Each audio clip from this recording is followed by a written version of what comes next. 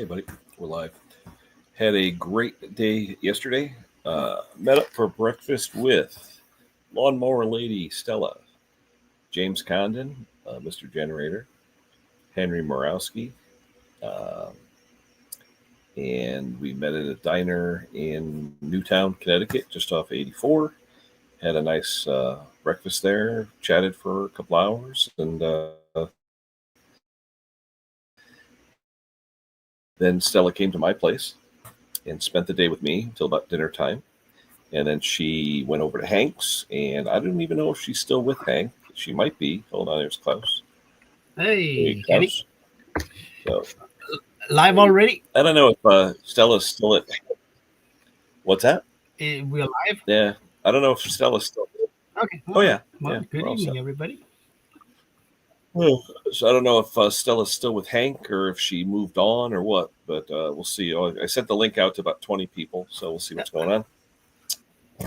But I've got a PTO here. It's crazy PTO from a bad boy mower, and it's just the design of it. It's like the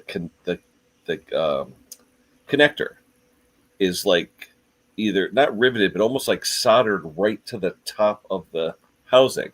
Weird. Yeah. Never seen it. And it looks like it was soldered and then epoxied, and the epoxy just sheared right off. So now you got like two little pins sticking up and then a connector. So I don't know. We'll see. So no spade connectors or anything? The connectors are in the plastic connector, but then they go back to like two solder connections that go onto these two pins. It's like they pushed it into epoxy and then went wink wink with two dabs of solder, like on the circuit board, like that stuck up. So I don't know. We'll see. AJP, haven't seen you in a while. Hope all is well. Yeah, Pete, how you doing, Pete? Yeah, haven't seen Ashley in a while.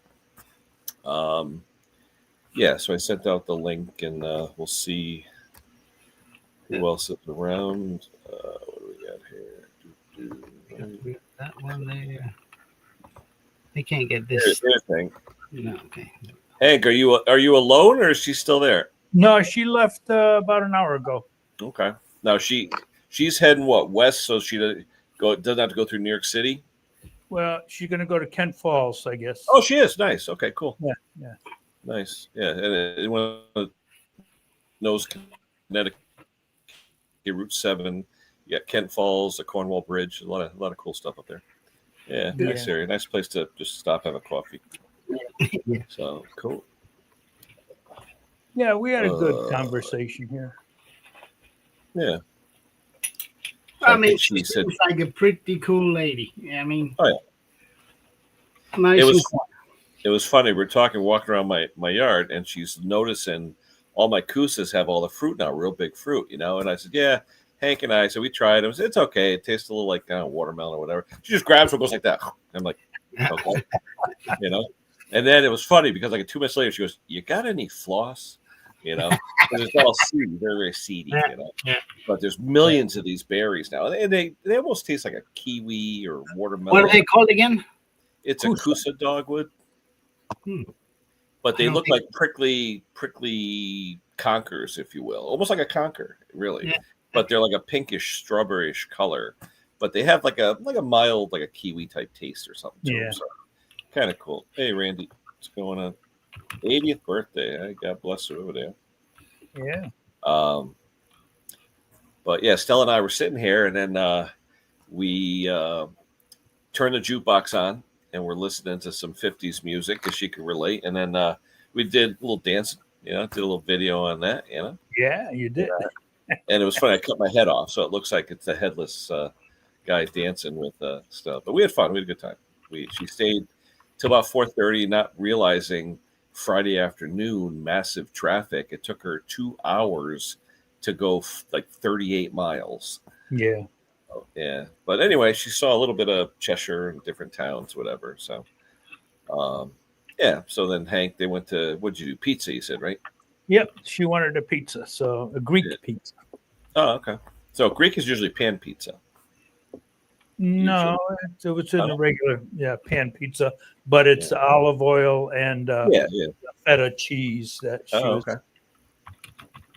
Cool.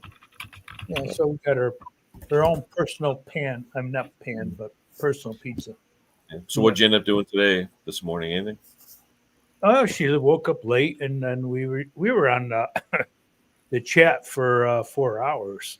Oh wow. Yeah, I was on for about an hour or so, and then I ended up fixing that mower, and then I cut my grass. I hadn't cut the grass in over 2 weeks, so Yeah. it needed it. But I used that Toro that I fixed to do all my trim work. Oh, good. Yeah. Yeah. So you figured out what the wheel was doing, or what? No. The belt had come off. Yeah. There was so much grass underneath there that it must have rode up and then rode past and dropped Right. under the pulley. But there was no burn marks or anything, so it went right back on and it worked perfectly. So, Yeah, so I told the lady, $20, because it really didn't take me that long. But she still hasn't gotten back to me, so I don't know what's going on. So, they're all in a rough hush. Get it, need it, and then you text them and they don't call you back. yeah. Oh yeah. So it's in the driveway. Hey, I'll use it next week too. I don't care. So anyway, so we had like I said, we met at the Blue Colony Diner yesterday, and Condon was there, and Hank and me, and it was funny because we're sitting there talking in a nice corner booth, and all of a sudden we hear smash, crash. Like the waitress had the 4 plates in her hand, and 3 of them went shh. And Stella had eggs Benedict. That one survived. So her eggs Benedict came. We had to wait till another order got put in. But it's a great diner. If you're ever in Newtown, Connecticut area, I-84, the Blue Colony Diner, very reasonable price. I mean, you can get out of there for under $20 with a tip. Wow. Yeah. So it's really a good place, and you get a lot of food too. Really, I didn't eat till dinner time. I mean, it wasn't. Well, James Condon got the hungry man. Yep. Oh, I tell you, James can eat. I tell you, when I went there one time, I'll never forget. I met him one time when he was picking up a diesel generator, and he was coming back from New York or somewhere. And I said, "Oh, why don't we meet at the diner up there?" So we met, and we ate, a dinner. I think he had a hamburger or something. But then he had dessert, and I was like, "Dessert?" Like, I don't know anyone who ever gets dessert, but I think he got a piece of pie or something. So it was kind of cool. But anyway, John Rhodes. Hello, John. How are you? So I got to work on that PTO. I'm thinking about drilling a hole through it looks like it looks like they're using the connector like a PC board for the 2 tabs. Yeah. They laid it over the tabs and then soldered it in place, and then also put like an epoxy underneath. So they welded it in place first with the epoxy, and then they went jink jink with the solder. So I'm going to try the same thing. We'll see what happens. And, because right now the factory one's on back order. I just got an email. The Stens one I tried to order because it's cheap, $159, but they back ordered it because when I ordered it, it said 1 left. They took the order, but then all of a sudden I go to check it today and it's back ordered. So, or they will take the order for hopefully another sale. Yeah. So, but that's like potting it. You put the chip on top and then pot it so it doesn't come off. So we'll see. I'll try it. Play with the solder and flux and all that stuff. Flux the hell out of it and see what happens. Worst case, like I said, I'll put some JB Weld around the outside of it. I'll rough up the housing and put JB Weld around the outside to keep the connector solid. If it works, because I'm not going to rely on super glue or something. So right. I gave her a couple of Makita tools. Yep. I don't know. Yeah, I don't know, John. She's taken a lot of photos. It's funny because I used to do a lot of lives from Dutchess. So on our way back to go to my house, we have to pass Dutchess. So we stopped, and she took photos of me and her in front of Dutchess, and I showed her my infamous table where I do my, we do our WhatsApp and stuff, and then we went next door to L&R. Justin, the head mechanic, he was in there. So I introduced him to her, gave him some decals and magnets for his toolbox, and had a quick little visit with them. And like I said, we were watching scooter videos from about 11 o'clock or so till about 4, a little after 4. That was after dancing. Yeah, Well, we were chatting. I mean, there are a lot of stuff, because we're around the same age. We had a lot of stuff in common, talking about growing up and stuff, and her father in the television business and things like that. So, we had a lot to talk about. And then, just life in general. You start BSing and the hours go by, and then we were going through videos, and she says, "Oh, check out this one." So I looked, and I was like, "Oh, scooter video of when her and her friends were doing scooting around the country," and it was kind of cool because everyone had new scooters, and she had an old 1966. Yeah. So it was kind of cool where they're all in CV, brand new engine, and she's on this 50-year-old scooter. So kind of cool. But I don't know what she's doing, John. Maybe she didn't take a lot of video, but she had a camera, which I thought was cool. It was like a little cat, plastic, with a thermal printer, and it spits out what looked like a receipt, and it's photos. And it's a camera for like ages 3 and up. And I loved it. It's the coolest thing. And it takes really while. It's almost like sort of like photos you get at the carnival. You know what I mean? Like the photo, but not real photos. They're thermal printed images. But really cool. Yeah. I mean, she could even do something to music where she would post all the photos of where she went. Because we were talking about yesterday, she started out, she was at Rusty Rooster. What's his name? Who's our friend there in is it Georgia? No, with the pressure with the him and his mother. Oh God, yeah. Tommy Dobie. Dobie, yeah. So she went to Dobie's and picked up something for Terrell. Then she stopped at Terrell's and delivered Tom's gift to Terrell. Well, she went to John's. Oh, John Clem, yeah, that's right, down in Mississippi. Went to Clem's, so she's been all over. Then went up there and those guys, and then Terrell, and then her friend in Oregon, and she got her van looked at and had some stuff done. Then she went to go see Steve's Small Engine Saloon in Vancouver, BC, and then did the Canada Wave where she hit Bruce in Red Deer up there in Alberta, and then she went. I think she went down then back up. Then she saw Jake and Wayne over at EP. Then she went north to go see Erica and Tyler. Then at Married with Small Engine, then she come down to see Hank and me and James Condon, and then now she's wherever she's going now. But just it's a heck of a trip, and she's been on it since July 5th. Yeah. So it's been a while. It's been a hell of a thing. Hey, Brucey. Brucey. Let's see. Anyway, so yeah, it was a hell of a trip, and definitely her and her cat Carmen. We met Carmen. But the funny story though, that the guys that know us know the story, but me and Hank are in the parking lot, and Hank and I are early birds. We'll get someplace an hour early. So we're in the parking lot next to each other, the diner. We're talking, and next to us was a silver Sprinter type Mercedes type van. And I go, yeah, but hers is white, whatever, this and that. So we're talking. About a half hour goes by, and I look over the other side of the lot, and I go, yeah, see, her van looks sort of like that one. It was her. She had slept there that night in the parking lot, and we didn't know it. So Hank and I were over to BSing, waiting for people, and it's like she was there the whole time. So we were going to shake the van, but we didn't want to scare her. So anyway, she got up about maybe a little before 8. And a few minutes later, James Condon pulled in because it was fairly central location to the three of us. And invited my buddy Wayne. He never showed up, but whatever. So he missed out because it was a great visit. But anyway, yeah, it was fun. We had a good time. She said she might go to see Klaus someday. Who knows? Yeah. You never know. You never know. But I mean, if you can do a road trip like she's been on, yeah, you can do a lot of things. Yeah. I mean, that's it's hard driving, and I mean, just going from Vancouver Island from Steve up to Bruce in Red Deer.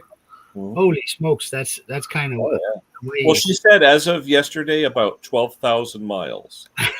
So yeah. miles. 12,000 miles, yeah. There's a strong man.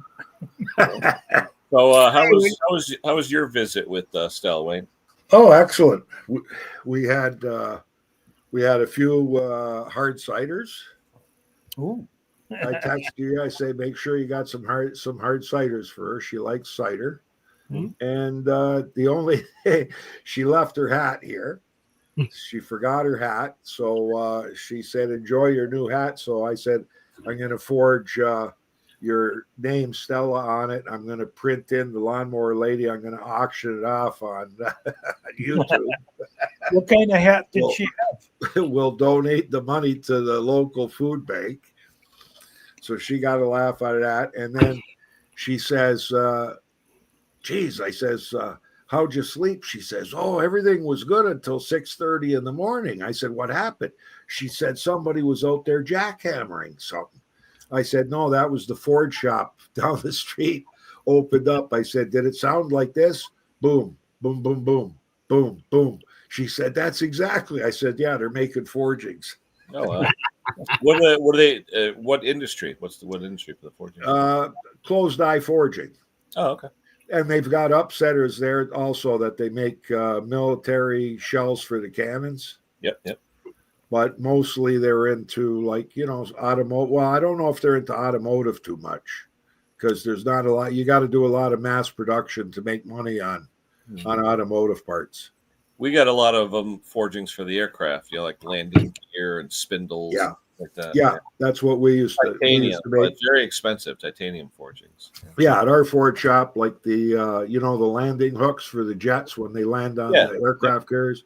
We used to make them. We made the landing gears for the big airplanes like the Boeings, and actually one of the landing gears that we made, the wheel came off and they landed the plane with one of our landing gears without a wheel on it. Oh, and it didn't snap off. It held up. It held up. Nice. It just dug in and just kept on going and held the front end up, eh? So we actually got a letter saying that our forgings are really good. Yeah. Good enough. Cool. But yeah, we had a good time. We barbecued for her because she was going to come on the holiday. And we were going to go out, and then we realized it was the holiday weekend, and it was the Monday holiday, and all the restaurants were closed. Oh. So then she texted me and said, I can't make it. I'm stuck in Detroit. I'll be there Tuesday. And then we went out, and we had a nice barbecue. We had breakfast the next morning, and then she headed out to see Married with Small Engines. Yep. I know she said she went to the Henry Ford Museum. Yeah, she said it was big. Oh, yeah. Well, like did you say that she covered 12,000 miles? Yeah, that's what she said yesterday. And she said on the live stream that it does about 20 miles to the gallon. Right. That's 600 gallons of diesel. Yeah. Yeah. When she was here, she said she had done 10,000 in 2 months. Yeah. No, but you know what? That's what that Mercedes is made for. Hey, you got to give her a heads up. A woman on her own, like Lori, my wife said, you know what? I can't believe that she did it. Nowadays, with the way things are, a woman on her own, doing that, traveling and going to some places that Stella seems are not too safe. I mean, Stella seems pretty street smart. So she knows which parking lot to pick out. Yeah. She was telling me that at one checkpoint or customs place, I don't know if it was maybe Montana, the guy said to her, oh, how you doing? Where you from? This and that. He goes, we only get about 20 cars a day. And he was like keeping her there hostage, just talking to her. And kept like, oh, you have a cat. I have 2 cats. He goes talking. And finally she's like, I got to get going. Yeah. Yeah. It's a lonely lonely job, yeah. But she was saying one of her favorite places was it Roosevelt National Park in South Dakota.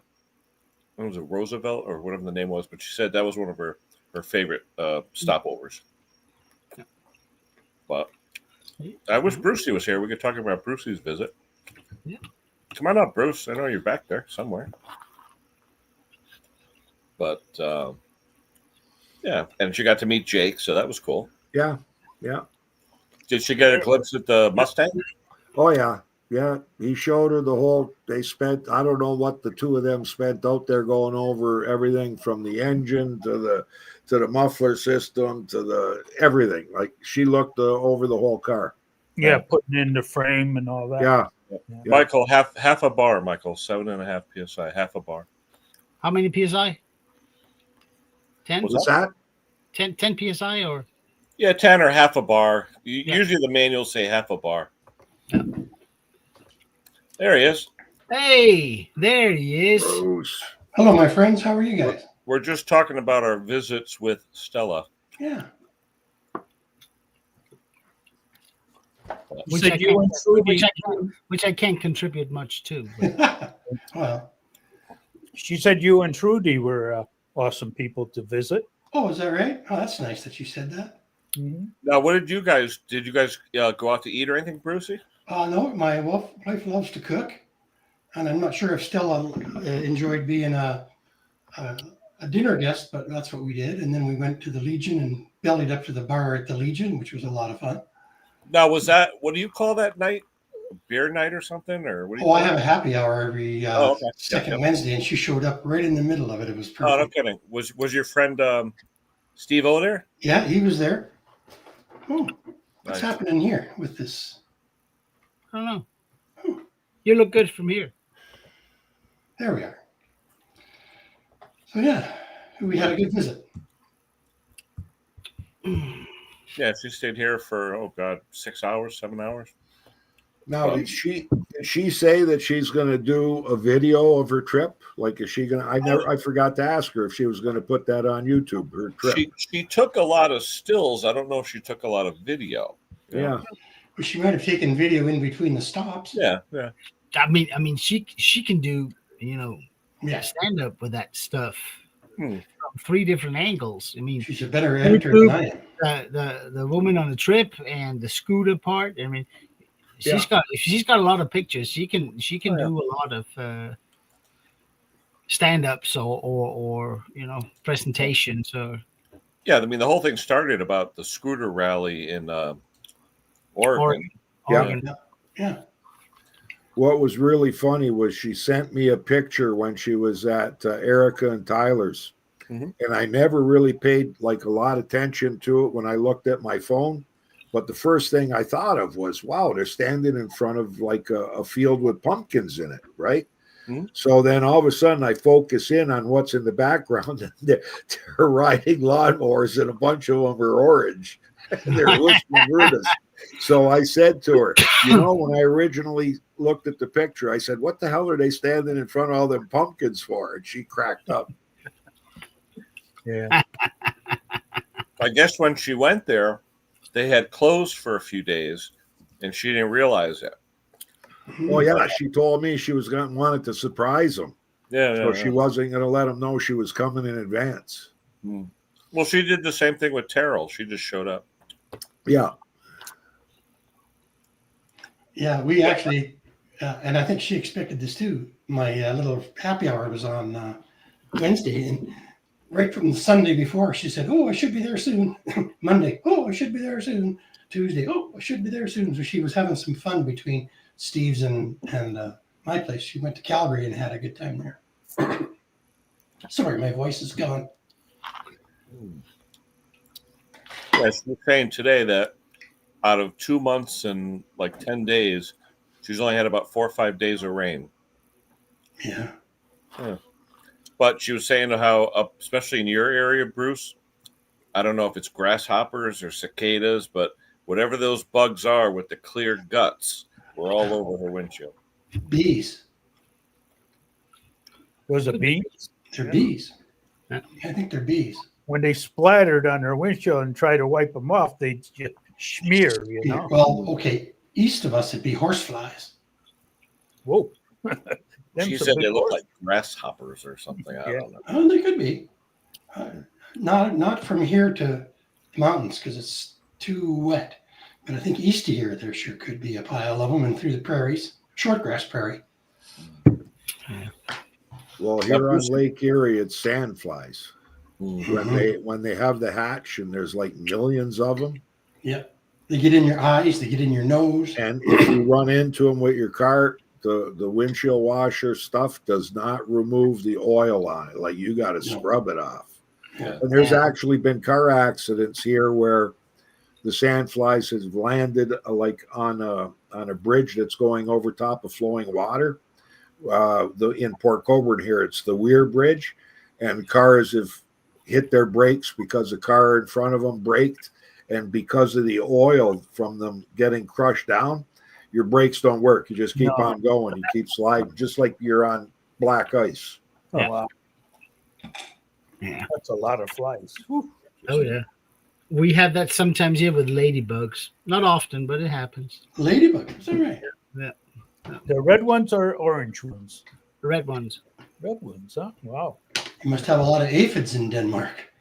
We do sometimes, some years, and usually the year after, there's a lot of ladybugs. Yeah. So, but it can get, in areas it can get really bad. So they basically have to. It's like they bring out the snowplow, they scrape the road. So The it bug gets plow. pretty slippery. And then it was so hot here this year, same as last year with the heat. We've got 3 bridges, 1 lift bridge and 2 jackknife bridges that just pivot on one point. Yeah. They had to get water trucks in there to spray them down with water to cool down the steel because they expanded too much and they wouldn't completely come down. Ooh. Wow. I'm trying to get a picture of that clutch so I can show you. I bragged to everybody, Wayne and Bruce, but I haven't shown you yet. Hold on. Okay. You see the Cup Cadet in the background? Yes, sir. That's the one with the finicky drive pulley that you when it's a cola engine like this, it gets stuck up there. You have to bring it down to change the belt. Customer had started himself, and you can see that didn't go well. I tried my air hammer, didn't move. So I welded on a couple of studs and cut threads in them. Oh, that brought it out. right. Good idea. Yeah, I'm proud. I mean, I was thinking, when I was welding this and it worked, afterwards I got to tell Hank. I got to tell him. So the pulley became its own wheel puller. Yep. Yeah. That's very good. I would not have thought of that. Very Also, intelligent. Yeah. Now that's the one that's right up at the top, up against the engine. Yeah, with the little cutouts, that are in the frame that you can't get anything behind it to pull it off. Yeah, exactly. Okay. Normally, you just drill a couple of holes and get some bolts in so you get the puller on, but you can't get behind it. You can't get behind the pulley. I mean, Hank, when I first mentioned it, he says, "Good luck with that." I hate to be a Debbie Downer, but did that not hurt the seal from the heat? I checked it. The engine still had oil in it, and it's been 4 or 5 days since the customer tried himself because the customer heated it up with acetylene. Oh, you're good. And I was looking at the seal, but nothing, no leaks so far. I mean, I told him that I'm not going to change it if it's not leaking, but if it does leak, I'll make sure to give that some grease or some anti. If he didn't wreck it, you won't. Yeah. You can see here. Could you guys see this? Yes. On this clutch, here's the plug. That one's broken on that one. But basically, the plug itself is under this decal right here. Yeah. Is 2 blobs of solder that go to 2 pins that go through the connectors on the bottom. One's exposed because it's cracked. Those connector tabs go straight back, and they have a hole in the center of them. Well, that hole gets centered over 2 leads that come out for the magnet, for the electromagnet. Mm-hmm. Then they glue that plug to that housing and solder 2 dabs of solder over the pins. But what happened was this one snapped off. So I've got 2 pins that are almost like flush, and the original connector and everything is still there. Everything's good. So I'm going to try and drill a hole through the center where the solder was, or maybe unsolder it, and then see if I can flux the hell out of it and get a good connection. And if I get a good connection and it works, I'll JB weld around the outside of it so it stays put. Right. I will say, Kenny, I mean, for my own mower, that I would definitely try that. Customers mower. Well, this is a good friend of mine, and they're telling me now a 1 to 2 week lead time, and he's got grounds to cut. I know, but I mean, the risk of it coming back for a customer. Is but in the meantime, he gave me the money to order one, so in the meantime, I could just wait 2 weeks to get the other one. But if it gets him out of trouble for a week, Yeah. But I'll definitely have to JB weld it or something because it's No, but I mean, I'm all in for all these quick and dirty tricks on my own stuff. But if I have to put my name on it and send it out the door, I would do it. Yeah. I know, and then so It would might be I. a cultural thing. No, but I mean, for my own machine, I would in a heartbeat. But for someone who maybe it's, I don't know, maybe it's a hassle for them to go rent a trailer, bring the tractor and all that, and then they have to go through it again if my soldering doesn't stick over time. Yeah. So a lot of times I just go, no, let's do this right, and just replace it. Yeah, I have a hard time waiting. Those PTOs that have the plug built right into, like, don't have a wire extending out from the PTO clutch. Right. We've had a couple in here where Jake's gone and checked everything, and then while it's connected, you wiggle the connector that's there, and what's happening is they've got it, then all of a sudden they don't have it. They got it, and it's the internal part of the wiring that's gone, eh? Yeah. Mm-hmm. Yeah. Something is broken, or because inside that thing, it's just going to be a thin copper wire. Yeah. Well, you were also saying, Ken, that 5/16 bolt was bent. Well, on this PTO here, let me share again. Hold on.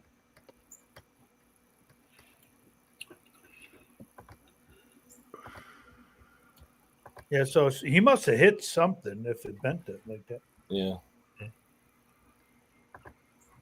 So if you look at the PTO there, on this side right here is where, or either side, because it was symmetrical, the bolt comes through anti-rotation, to hold it there. And if you look in the manual parts list, it doesn't show a part number for the bolt or the stud. It shows a 5/16 18 jam nut.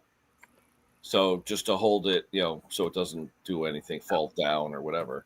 But he didn't recall seeing it in there, so I'm hoping it's just there and bent. So we'll see what happens. But yeah, because you can't but have. Did the guy want $267 for a used one with a crack in the connector? Yeah. 500 brand new. Is that a John Deere? 434, no stock at the dealer. It's a bad boy. The Stens one, bad boy. Stens has their brand Big 8, and that one's 159, but they're on back order.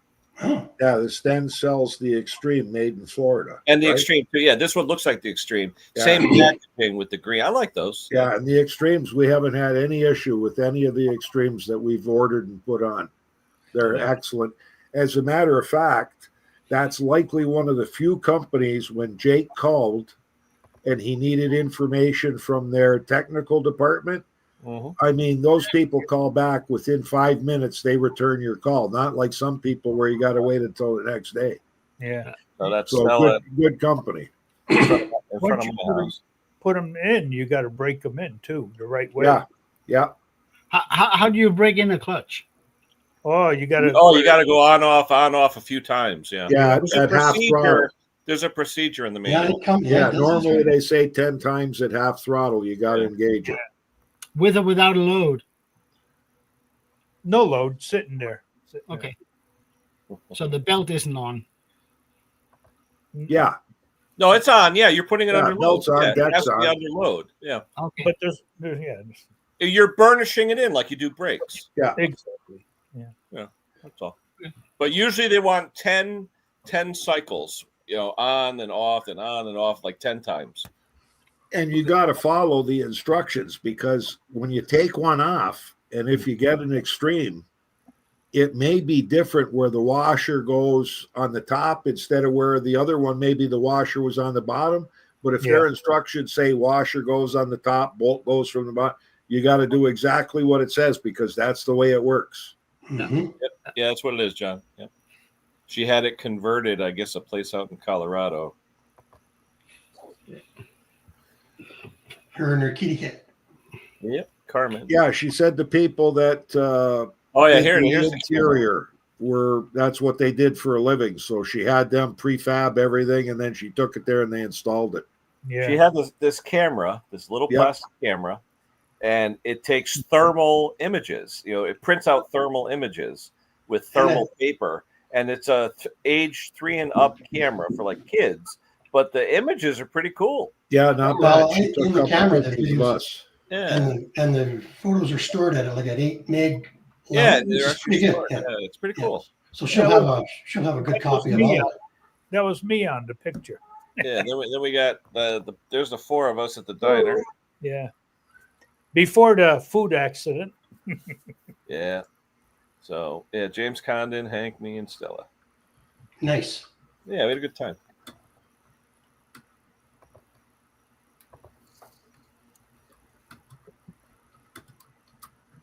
But the diner, like I said, it's called the Blue Colony in Newtown, Connecticut. So it's a nice diner, reasonable prices, good food, big bakery too. Yeah. And the coffee cup is a whole pot of coffee. Oh, it's huge. The coffee cup's probably 20 ounces. Yeah, it's huge. Yeah. But yeah, we had a good time. And like I said, it's equidistant between a bunch of us YouTubers in my area, so it's not too bad. Oh, here's the one. Here's the factory. Oh, where is it? Factory PTO for $436. You can see. Oh yeah. Yeah, that plug on top underneath that yellow part of the label. There's 2 connectors that are. Well, that's pretty hokey pokey, isn't it? Yeah, but $434, boy. I know. You can buy a good car for that. Yeah. I wonder why they don't use a pigtail on that. This is an Ogura. Usually the most Warners have the pigtails, but a lot of the Ogura brand, the Ogura is usually the non-adjustable, where the Warner is the adjustable one. Yeah, where you put the shims or the feeler gauges in. So, yeah. But it's just a little T&B terminal, comes off of a number 16 wire, right? Yeah. Pretty small, yeah. But anyway, who else? I've done a few. Hmm. I don't advertise it though because I don't want people bringing me tractors. Yeah. What's up with the gardening, Bruce? You guys toward the end there, or? I'm gonna just email you or text you a picture that I just finished. I've got all my onions pulled, dried, and stored. I'll just go get my camera. Just hang on. It's fun. Yeah, and Klaus is just planting garlic, right? Yeah. I would have pulled onions a month ago. Yeah. Yeah.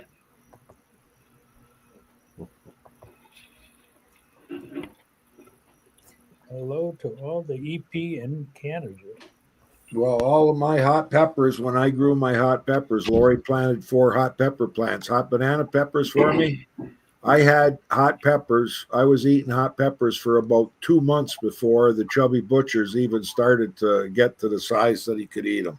Lori said it was the dirt or whatever she used, the soil that she used. That's nice, Bruce. That's a nice harvest. Jeez. Was it 4 different types or 5? Holy cow. I gotta ask Bruce, the white onions, do they require more water than the yellow and the red ones? He don't hear you. I got a headset on now. Yeah, Bruce, the white onions, do they require more watering than the red and the yellow ones? I'm not sure. I have them all. I plant them white, red, yellow, white, red, yellow. Okay. So they all get the same amount of water, but the white ones have never, ever produced onions to the same size as the other 2. No. They seem a little bit more delicate. Now, you dry those in the garage? I dry them in the shed. Oh, okay. Because I'm just a little bit afraid of the gas smells being tinted into the onion.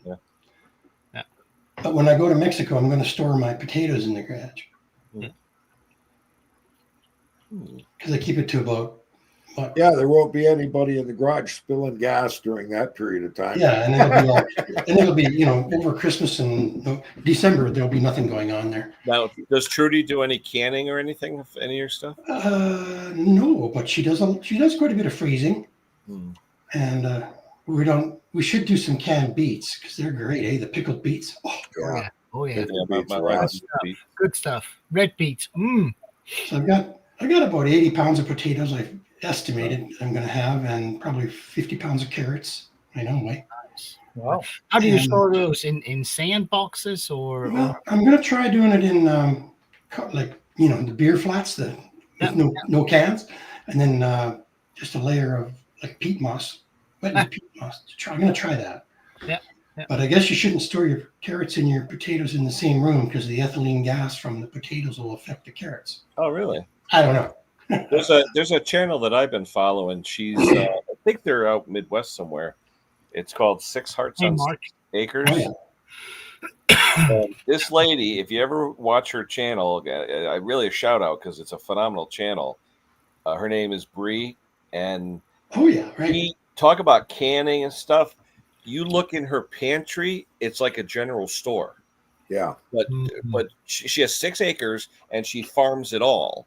She has chickens and all that stuff. But just this woman just works her butt off doing all this canning and stuff, and all year long they have fresh vegetables and fruit, and preserves and soups, and oh my god, I bet you she's got no food bill except for meat, maybe. Yeah, but it's a hell of a channel. I'll do the occasional, red onion, pickled red onion, and then pickled cucumber, dill pickle slices, stuff like that. But other than that, it's not. Well, you can't do it for finances because it's still probably $2 a carrot. Yeah. I used to know a guy who made hot pickles.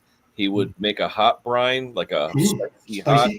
Oh, they were? I mean, some of them were so I couldn't even eat them. That's how hot they were. But just looking at the jar with the colored peppers, and it was beautiful just to look at. But then you could only eat them in small slices on a sandwich because they were so damn hot from the habaneros. And I think I could probably give it a go.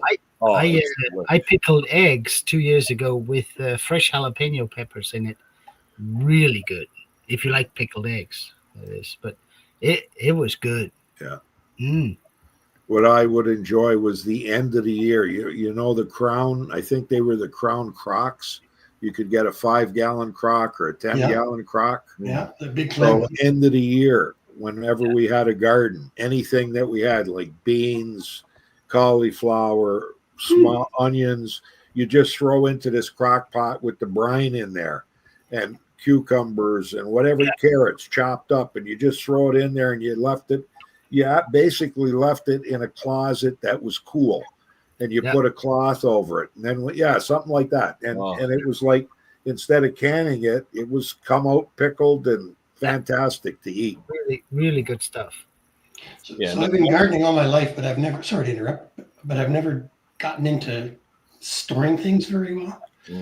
And this is the year that I've decided. Well, now, Klaus, I tried to send you a picture of my garden this July, but I think I've lost your phone number. You can email me that if you like. Yeah. Thank you. Don't want you to put it up here. Yeah. No problem.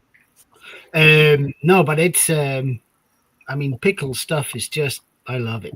I mean, I'm still on the hunt for the perfect dill pickle for hamburgers, and I gotta say that the king of taste right now is actually the McDonald's pickle. I think that is the one, but I can't quite get the taste right. I've been trying for years. I can't get it just right, but I'm getting closer. It's not easy. No. When I eat that McDonald's pickle, I think it's less vinegar and more salt. Yeah, me too. And ooh, nice. That was before everything grew into each other. That's the onions there. Nice. Wow. That's a lot of work. No moose getting into your garden, Bruce? No, I'm in the inner city. Oh, okay. But they do come along the river valley. Yeah. We have mule deer in the front yard every fall. They like the garden, right? Well, I seen some videos of moose right up on people's wooden patios that they got on the back, like just clomping around on the wooden patio, and then they get spooked and they knock the fence down. Ooh, they go right through it. Oh yeah, right through that fence. Yeah. It's a big animal. Yeah. Sure is. The So size those of bigger people than a they horse, learn to except keep for their the gate closed. yeah, bigger than a horse. Yeah. Ooh, But there's it's a like mule. yeah, Oh, that's a mule deer. Yeah. mule deer. Yeah, we got those. They're big, and they taste fantastic. Sometimes. Sometimes it's not going to be a male, and There's no especially guarantees. If not they're in here, heat. sorry. It's They okay. still they taste worse than they smell. Yeah, but around here in southern Ontario, we got the best deer because all they feed on is either soybeans or corn. Yeah. They don't eat any like vegetation that's natural. Like up north, you go to northern Ontario, they're eating pine needles and everything like that. They got a wild gamey taste. Mhm. Southern Ontario, here too, corn yeah. fed. If you go east, they eat the sage, makes them a little gamey. Hey, that's a good picture. Hey, Yeah. chubby, and That's her and the they're about the chub. same height, right? Chubby Butcher. And then what else we got? Her and Hey, it's the J-Man. Jake. Yeah.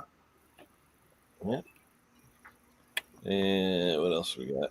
Oh, here we go. I don't know where she found these people. Oh, here's that good looking guy. And his Yeah. wife. Yeah. They look like sisters. When I saw them, I was like, wait a minute, are they related? Yeah, You know? that's No, they could Lori. be. Yeah.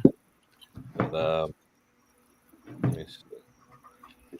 Hi, John. And my friend Wayne, we just said have a happy retirement. Did He he was- show up at the restaurant? No, he didn't show up. I don't know. No, Maybe- because I was maybe- watching it. You said he was coming, Yeah. and then the Well, we video. waited. We waited outside. And finally, after Condon got there, he was a couple of minutes late, and I said, "Screw it, let's go inside." So, and we got a big booth in the corner, enough for the 5 of us, but Yeah. he never showed up. So we'll see. Oh, Mr. Clem, let's see. Johnny.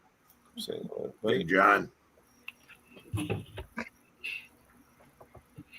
Yeah. Good evening. It's just past morning here. Well, it's 8:40, about close to 8:45 here p.m. Yeah. 2:45 here, which is the same as in Connecticut, right? Yeah. Yeah, Yeah. the sun's out. It's not too warm. I thought it would be about 78 today. I don't think it got that warm. Hi, Yeah, Barry. rained here a little bit this morning. Not much, but a little. Yeah, it got to 76. It's 23 Celsius, which is like 74, 75. Yeah. Yeah, yesterday here, the garage got so hot, it got over 30 degrees. I turned the air conditioner on in there. Poor you. I was staring at it goes down to 9 here at night, and I was staring at the furnace this morning. Should I turn you on? Now it's hot. I'm looking forward to turning the furnace on in the shop. I always like that first. Oh, this is. I Klaus, agree. I'm sending some more rain. Well, thank you very effing much. We haven't had rain. My lawn is white, you guys, pure white. We haven't had a rain since Stella left. Wow. 3 weeks. Well, when is it going to hit, Hank? Tonight, while you're sleeping. Well, There you go. they only say a really, really fine drizzle in the morning, early morning tomorrow as Sunday. And then most of Sunday up until about 1 o'clock, it's going to be dry. Yeah. So I will try and get yellow and red. Yellow, red, and green in there. Yeah, but that's not until Monday. No, that's 7 o'clock tonight. So 7 tonight was what? 12, 1 o'clock 7 for you? o'clock tonight. It's 8:45 now. No, it'll be 1 o'clock in the morning for you. Okay, 1 o'clock in the morning. Yeah, that can be a little bit of a couple of millimeters. 0.3 millimeter, they say. 0.3. 0.3. That's not even going to get the ground wet. No. Yeah. But we've had our share of water lately. So, but the thing is, hey, John, didn't see you there. Hey. I snuck in. I was sitting here right when I got on. One of my buddies was messaging me, so he sent me like 4 messages back to back. All right. Not ignoring you, I promise. He's the minion today. So don't forget tonight, if you like boxing, Canelo's fighting Crawford tonight. I think it's on Netflix. We're not, EP is not sponsored by Netflix, by the way, just to let everybody know. Yeah, but Yeah, they are. Sure, it's not. you see those guys at Netflix, for some reason, it's not the same all over the world. Because I got Netflix, I guarantee you, I will not be able to find that fight. No, you'll find it. Nope, I can't. No? It's, no, You got to get a good. If you get a good VPN, you could find it. yeah. If you got VPN, where you can decide where you want to log on, then you can find it. But in general, I mean, I was looking for a movie the other day. We're sorry, that is not available in your area. Well, thank you very much for nothing. What about those sticks, like the tiger sticks or the fire sticks? Fire sticks. Yeah. Yeah, Fire Stick should be able to get it. If you got an NVIDIA box, you'll be able to stream it. Yeah, I'd take it straight down from the internet. Canelo's getting $150 million for this fight. Wow. So is it worth it to get your face rearranged for Oh, 100? twice. For 150, I'm going in the first round, buddy. I'm going down in the first round. Yeah. Now, Wayne, what now is that? What full contact? What is that? That's boxing, strictly boxing. Canelo's lost 2 fights in his lifetime, and Crawford's undefeated. So I think Canelo actually went up in weight for this fight. And from what I heard, I think he gets guaranteed $80 million, and the Saudis are paying him he gets another 70 on top of that for another 4 or 5 fights after that. But he's getting 150 and Crawford's getting 50 million. And the biggest payday for Crawford's been 20 million. Wow. That's Yeah. So just think of what they're making on the rights. Yeah. Well, look at the UFC. They just signed with Paramount to cover their UFC fights instead of pay-per-view. Paramount paid them $7.7 billion. On the other hand, if one of those guys, get a straight shot at you, you probably, it'll snap your neck. Yeah. You're dead. Hey, Francis. So, yeah. Well, I think I'm going to have to go because my afternoon is starting to drain away, and I want to power wash the side of the garage before winter. Power washing, eh? Yeah. Well, it was good seeing you. Why? Believe it or not, we're going to get our first frost in a week. Why do today what you can do tomorrow? Well, I say a week from tomorrow, spring. I mean, fall. Right? Fall. Yeah, and Bruce might have snow tomorrow, so you got to do it Well, it won't today. be this week. But as soon as that goes below 0 Celsius, snow can come on any humid day.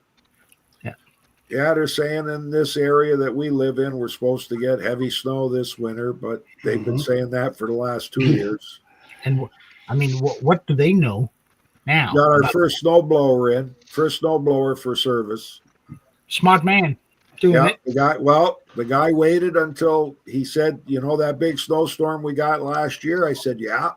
He said, that snowblower started every time. And when I went to start it during that big snowstorm, it didn't start. And after that, we didn't get anything that you needed to use a snowblower for. So he said, time to get it fixed. Well, the emulsion tube was plugged solid. Oh, Well, I was surprised. Normally, the emulsion tube's not plugged. It's the main jet that's plugged. This one, the main jet was partially plugged, but the emulsion tube was plugged solid with ethanol crystals. Briggs? Well, sell the guy some alkylate fuel. Yeah. That'll Well, do I it. put ours in. It's our fuel that's in there. So I told him he's good for like 6 to 6.5 months. After that, I said, fire it up, run it out, and put fresh fuel in it. Yeah. And fresh is now, not Fresh is from 15 minutes 6 ago months. at the gas station. Fresh. I just took it out of my red can. It should be fresh. The guy brought a lawnmower in, and he said, I don't use it a lot. I said, where are you from? He said, Waynefleet. He's got a cottage, but he's from the Toronto area. He says it hasn't got a lot of use. I said, how old's the gas in it? He said, I'm going to guess it's 3 years old. I said, well, that's why it's not running. Yep. Yeah. All right, guys. Fun talking about Stella, gardening, Yep. moose. Tell Miss Trudy we said hey. Yeah, she's laying down. I think she's just got my cold. I'm getting rid of it, and she's just getting it. Of course. Makes its rounds. That's exactly how it goes, right? Oh, yeah. See you, everybody.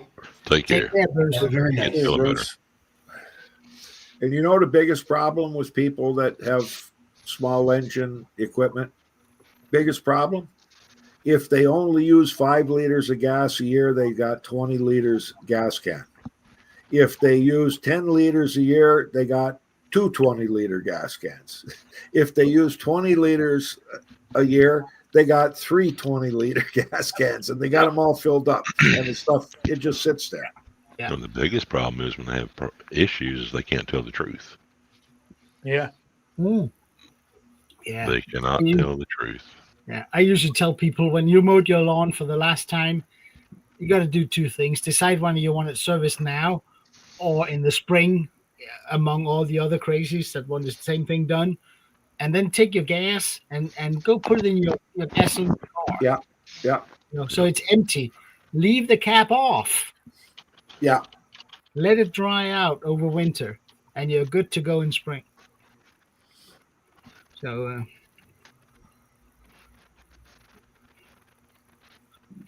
but like most of them, the oil never gets changed.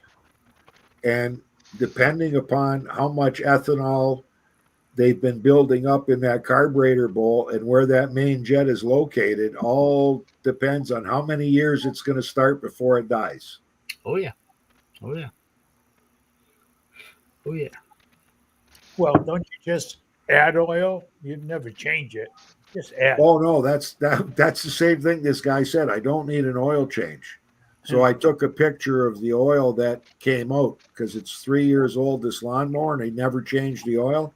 I said, didn't you read your manual? It says right at the beginning, after the first 5 hours, change the oil.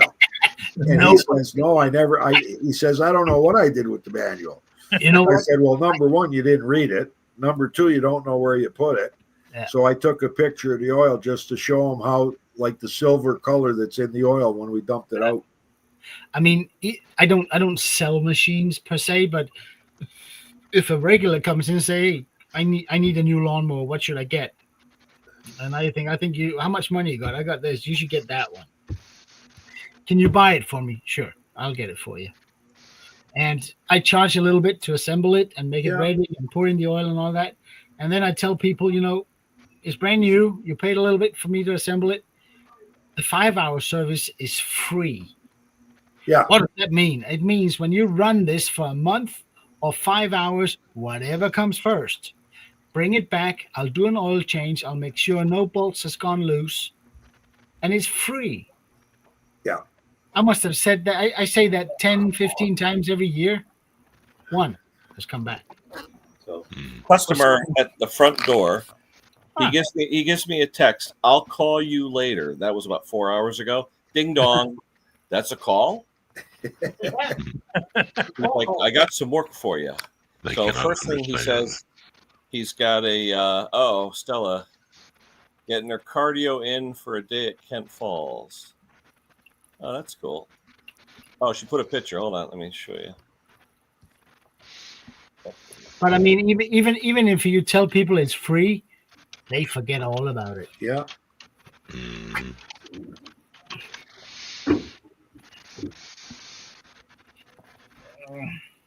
Stella's walking. That's nice. Oh, nice. Yeah, she's walking at Kent Falls. Yeah. Nice. Yeah, nice area. Beautiful area. Route 7, Connecticut. Really nice. Yeah. But anyway, the guy's got a Toro. I got to look it up. An 820 is the model. And he says he has no brakes.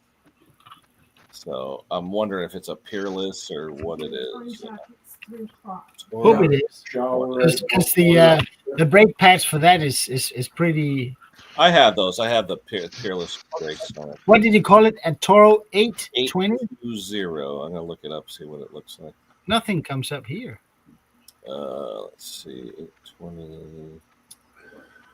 Well, they have 824s or 820. 824. The snowblower. Yeah. Okay. So it's snowblower. Okay. Snowblower. I never heard of an 820. Is it got paddles on the front? Must have paddles if it's 20. There's a peerless transmission for Toro called 820-0248. There's a John Deere 820. Maybe you got yourself a Frankenstein mower. No, this guy. Let me see. 820. I'm gonna put in Toro. So it's probably 8-speed, 20 horse. 8-speed. Yeah, to a high-low. 8-speed. For a snowblower? No, tractor. Oh, tractor. Or snowblower. Oh, you know what? It may be one of these stupid things.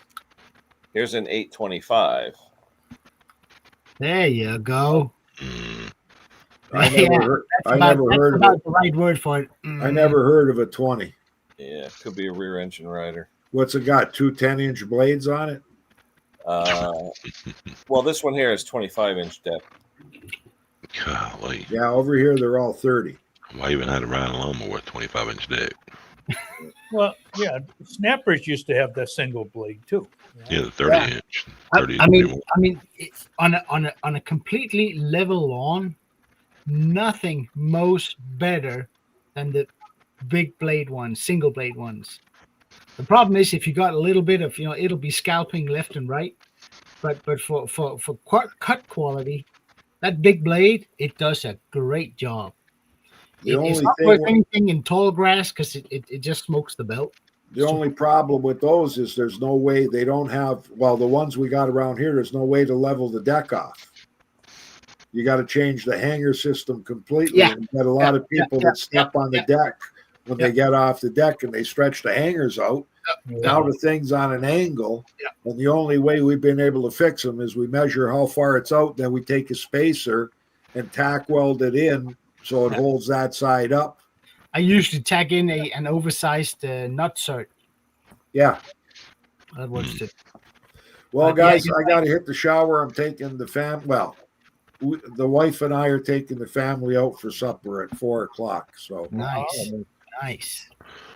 Yeah. Take care, Mr. Wayne. And EP's not paying. The old man's paying. Take care, everybody.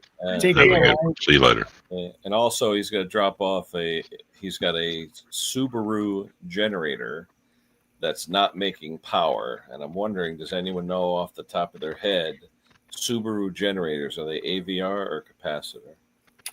Could go any way. It depends on the age. Yeah, I have a Subaru engine. I'll be right back. I need more tea. Tea. Yeah, it looks like they're AVRs. Yeah. Wow, $80. Jesus. It's bad. I was mowing while ago and dozed off on the zero turn. Let me text my good friend James Condon. Woke up and I was about 3 feet off course. Oops, back up and restart. Let's see.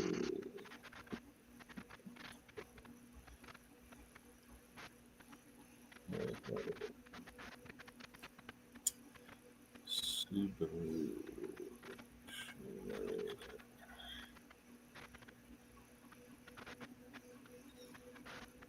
Hey, Dick.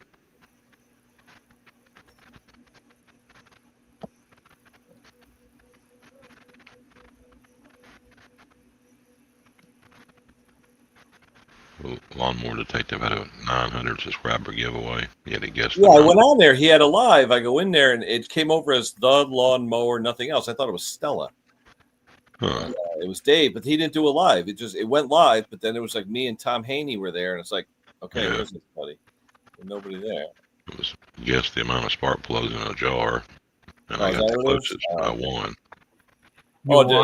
Yeah. How much was it? There was 46 in the jar, and I guess 42. What did you win? A super clean package, a push mower stand, where you put it up under it and you jack the little push mower up. And a blade balancer. Wow. Magnetic blade balancer. Everything you needed. Yeah. Well, I'm sorry, I missed that, John. What was that from? Lawnmower Detective had a 900 sub giveaway. All right. Yeah. And he had a jar full of spark plugs, and you had to guess how many spark plugs were in it. And I came the closest, so I won somehow. Nice. There was 46 plugs in, I guess 42. Nice. Big plugs and little plugs. Yeah. Rich. What's going on, Dick? Hey, Rich. I think I won something for one of the first content, or one of the first draws he did. I don't know where. Oh, no. Sometimes I forget where it is. It's one of those tacit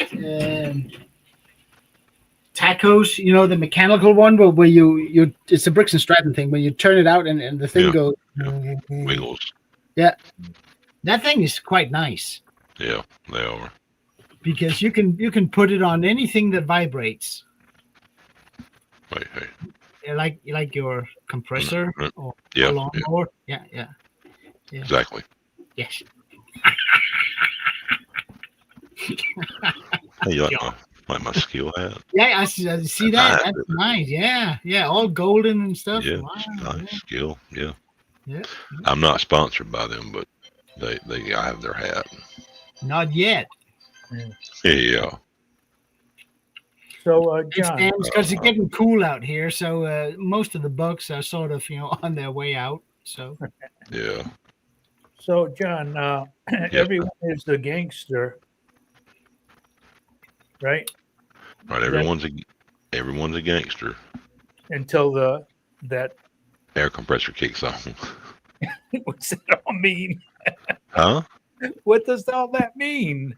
It means everybody's acting all tough until that compressor out of the blue kicks on and scares the crap out of you. Yep. Yeah, it does. I mean, and it never fades. You got an oilless? You think it was a meme I sent to Big Dog earlier. And I was trying to figure out what's the meaning behind it, Yeah, all you gotta do is call me and ask me. Yeah, capacitors too. They can wake you up. Yeah. Oh yeah, exactly. Let's see, it was this. Yeah. Yep, that's right. If it'll focus. There we go. So the jumping part, right? It turns on and bang. Right? And have you noticed that you get more scared of the little fast running ones than the old ones that just goes chop, chop, chop, chop, chop, chop. When Bruce's kick on, you hardly notice it. It just goes chop, chop, chop, chop, chop, chop, chop, chop. But one of those high revving ones, you get a shock every time. Yeah. And even mine's a 2-cylinder, 3-phase. So it shouldn't run that fast. And actually, I don't think it does. It just sounds like it runs much faster than some of the older ones. Not sure if that's right or not. Mine, so far I've been lucky. Mine hadn't kicked on during any of my videos. Well, statistically, that sounds about right.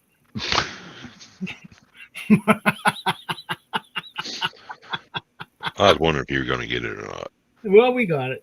Okay. It could happen. I could be making a video next year that might come on just by accident. You make video number 5, and trust me, it'll be there. Yes. What's your hat say? Mine? Yes. It says Milwaukee. Can't you read?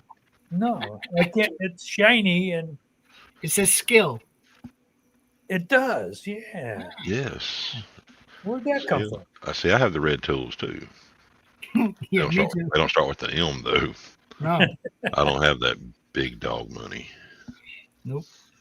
You will eventually. 6 of each. One of these days. Relax. It comes with age.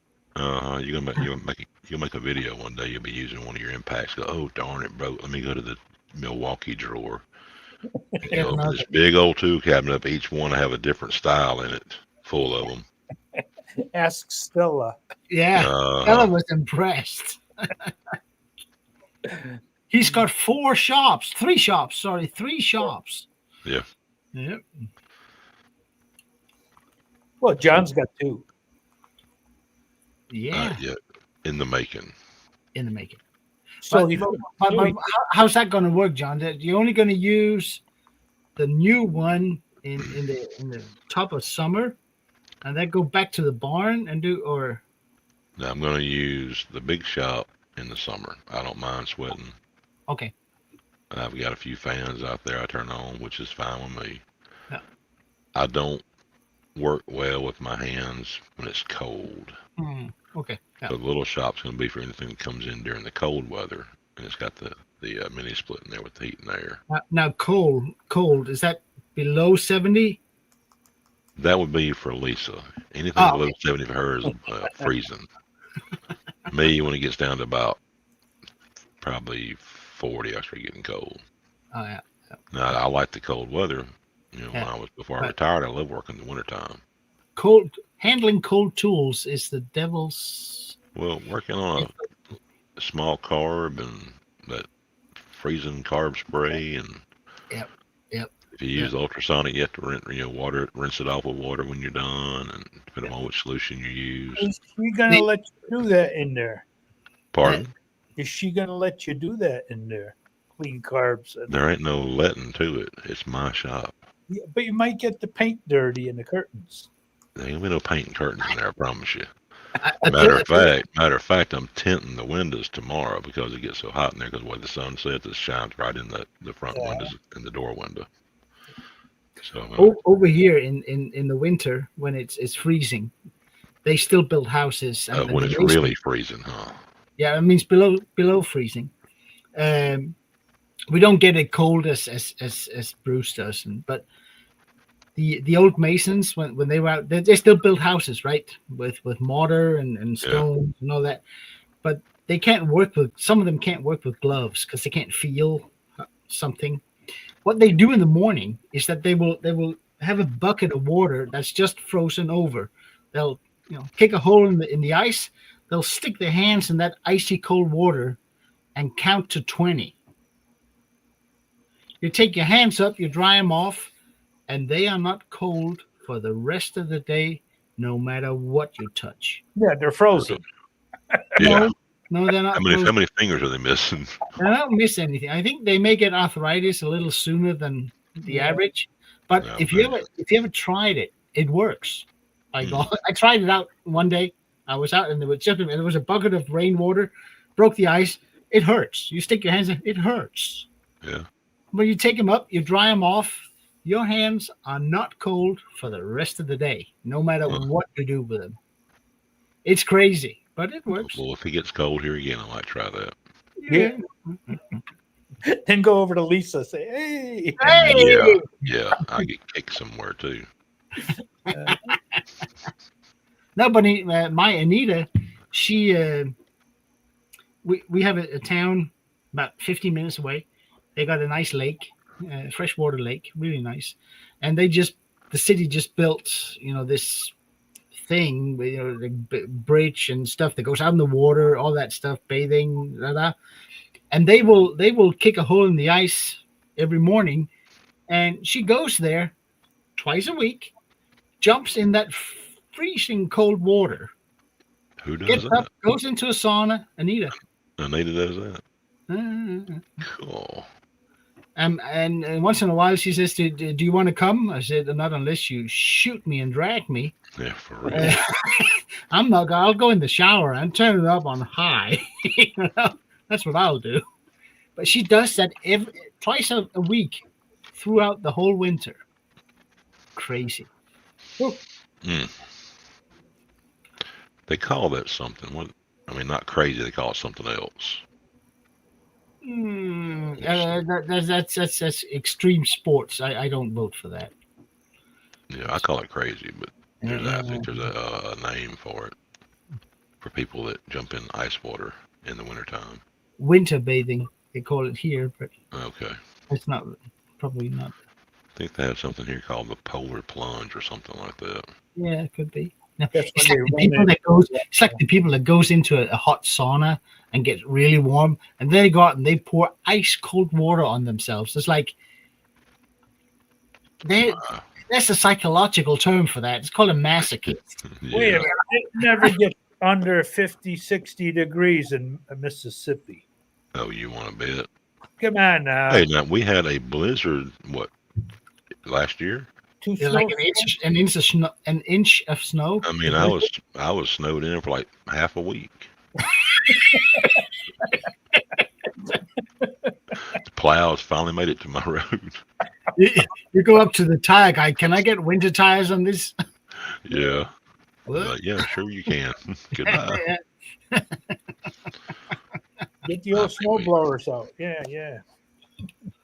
Yeah, snow blowers. Yeah. You never saw one. Never. Well, I take that back. Tango, don't be frightened. Yeah, the carbs are fun. Between the four of us, Pictures. including John, we must have 100 videos on how to clean carbs. Yeah, 3 of those are mine. Yeah, exactly. No, actually, none of those are mine. There's a ton of carb cleaning videos out there, Tango. No way. Yeah. I was thinking of making one because there's not enough. Well, I will say, and I'm not, but if you got the same Honda engine on a Toro and on a Craftsman mower, for some people that's 2 different things. It is. I mean, it is. So you clean the carb on the Toro, and all the Toro people go, "Hey, thank you." You do the same thing 2 weeks later on a Craftsman, and all the Craftsman people go, "Way, good video, thanks." I know it's the same, but for a lot of people, it isn't. I mean, fair enough. You know.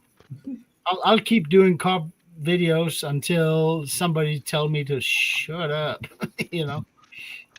And I'll keep watching car videos, but they're all interesting. I can't even watch my own. Well, that's a little different watching your own. Yeah, it is. But there's nothing new coming at it because it's just a topic that's been done so many times by so many people. And some do it well. Some don't do it well. I guarantee you, if you watch Kenny, me, John, or well, not John, and Hank, like me. They're pretty good carb cleaning videos. And let's say it that way. We don't do anything wrong. Right. It works when you're finished. Yeah, it does. Hey, Brett. Hey, Brett. Good afternoon, folks. So it's actually evening here. Yeah, I put the little short out the other day. Well, for me, it's afternoon, Klaus. So Alrighty. it's about 3. It's a little after 3 here. Yeah. You made another video, John? Well, I did a short. My buddy stopped by the other day with his blower. Oh, that one. And the one he's always giving me fits about my Ford F-150. He drives a Dodge Ram and thinks it's the best truck ever made. No offense, Gas or Kenny. diesel, No offense, John? Kenny. His is gas. Gas. But so he's always sending me these joke memes and videos about Ford owners, and they're patting each other on the butt and helping each other in the truck and all that. So his blower, I worked on it for about 2.5 hours, and it couldn't ever get it to crank. So we talked a little bit, and he was going to leave, and I told him, I said, well, if you need any help with your truck and you won't crank, let me know. So he made a Ford joke, and I said, all right. So I'm sitting there thinking, and I was like, I'll make a video about his blower. So I made me a little Dodge sticker and put it over Husqvarna. He didn't find that humorous that I posted it on YouTube. He was like, No. Man, you put that on YouTube? I'm like, yeah, I sure did. Yeah.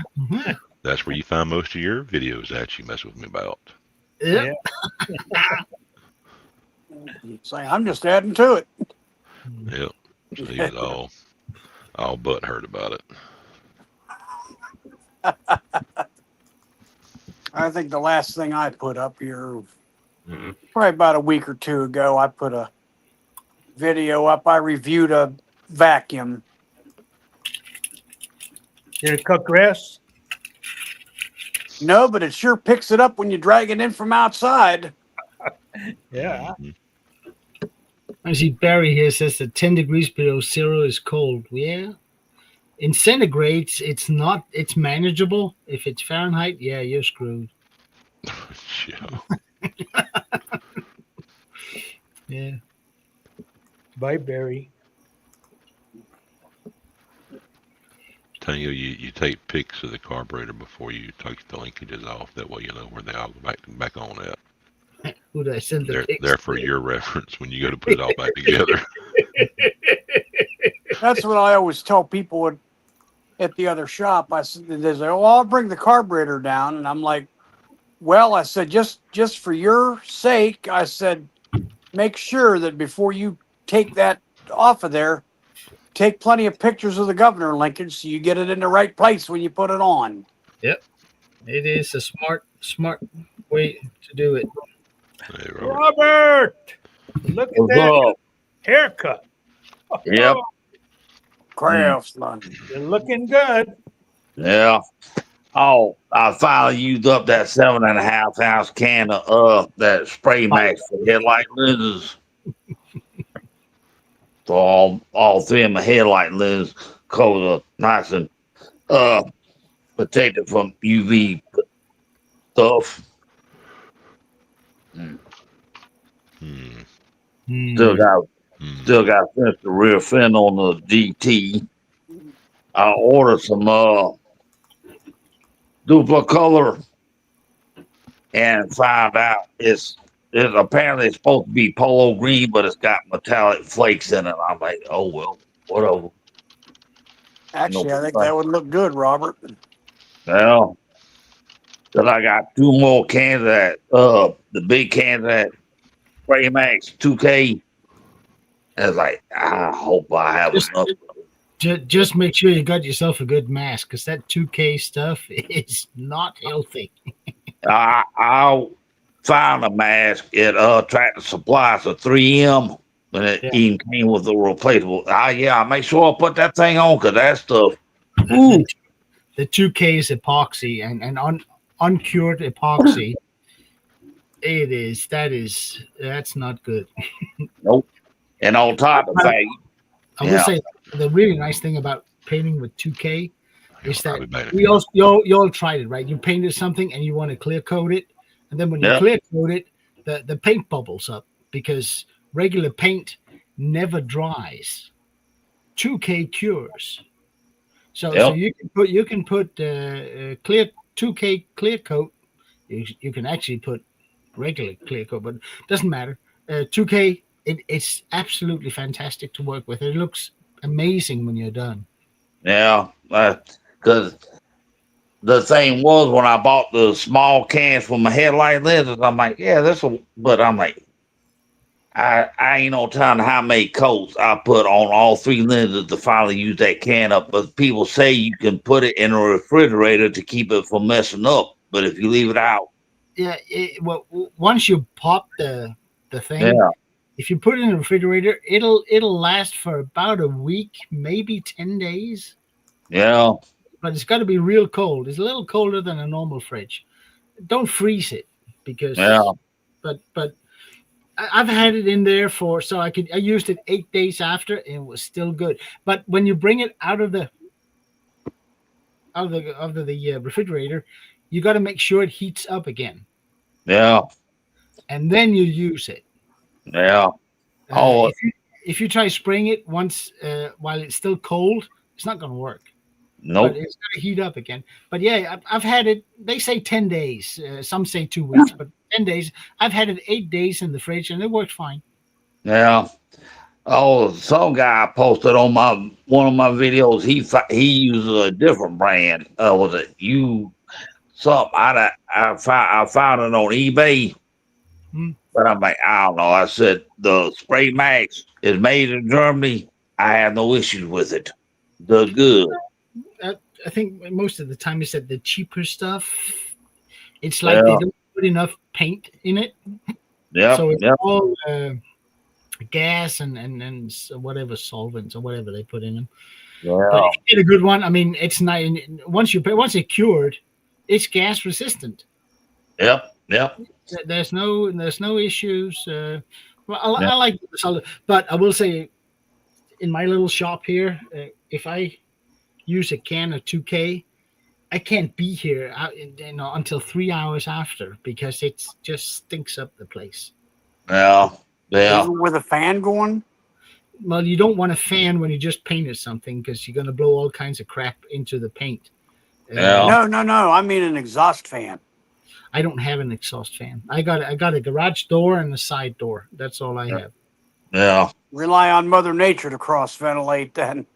Yeah, I do, but you can't do anything until after your paint has cured, and it takes about 15-20 minutes for it to set, and then it takes another half hour for it to stop being tacky when it's 2K, and once that's done, you can open up everything. But in the meantime, you don't want to be even near your shop. It is really, really nasty stuff to inhale. Yeah, because I remember one time that school I went to in Macon, the wood shop was in an old building, and they was building some cabinets. I walked in there one day and they were spraying lacquer. I walked in, I'm like, oh my God, one spark for one of them old fluorescent lights. Everybody in that building would have been dead. I mean, the fog from it. I'm like, I walked out and said, nope, I'm out of here. I've also found, I don't know if you try that, Robert, but when you do 2K from spray cans, the overspray, the dust that comes out of it, it is much more visible on. If you haven't covered everything, there's a lot more dust coming out of the 2K than the regular stuff. But it does leave a good result though. It really does. Now, because when I was doing the hood on the YS 4500, I had my 24-inch drum fan facing outward, blowing out the door. And when I got through, I had to wipe the thing down, all that dust, particularly that was all over the protected cage and stuff on. But I said, but when I looked online and they had that mask, that 3M mask at Tractor Supply. So somebody went out one day and I told them to get it. They came back. They said that mask was $60-something. I'm like, well, it's worth it. Yeah, it is. I mean, 3M's got one where you can't replace the filters. It's a disposable mask. It's still a half mask. It is really good. I mean, you can't smell a damn thing when you got that thing on. Even 2K, it'll do 2K. It'll do regular, solvents, stuff like that. Yeah, you're right.